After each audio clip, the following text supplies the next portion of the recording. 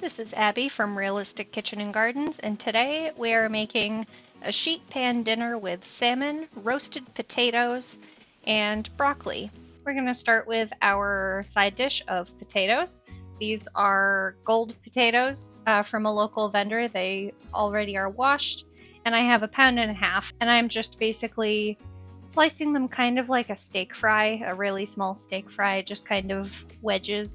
So we're gonna mix in some avocado oil, which is a nice bland flavored oil and it is very high heat tolerant, and salt and pepper. Remember, you'll need more seasoning than you think because a lot of it will come off in the mixing and come off when they're roasting too. I also add in summer savory. You're gonna see this very often, so don't be surprised. I like to shake potatoes to mix them, it's just a lot easier.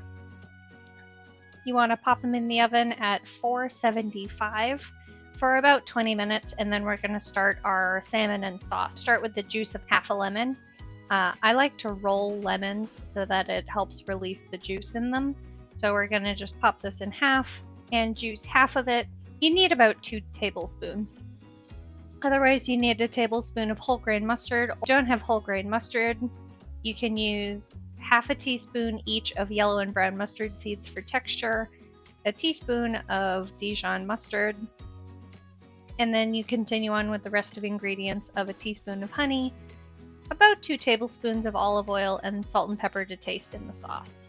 Stir it up, and then add in your olive oil, right about 2 tablespoons. Give that a good mix, and then taste test always. This was perfect.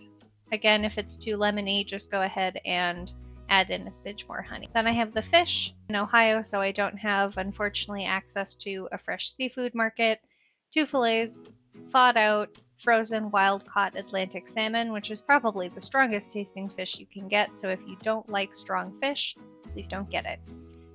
If you use fresh fillets, it won't have nearly as much moisture, so you won't have to pat out as much of it. You can see all that extra moisture coming out from these fillets, and I actually have to repeat this 3 times.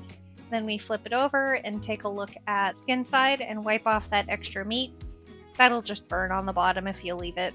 And then if you have uneven cuts of fish, which almost always happen, you want to fold those thin pieces under so it's kind of the equivalent weight. Meanwhile, I had a surprise. I found a pin bone in this bigger fillet. I don't know if I would necessarily call it a choking hazard, but it can certainly stab you in the mouth and give you a bad startle. And go ahead and feel the rest of the fish for pin bones, just in case. And then we're going to do salt and pepper to taste. Again, you'll need more than you expect because it'll come off in the cooking process.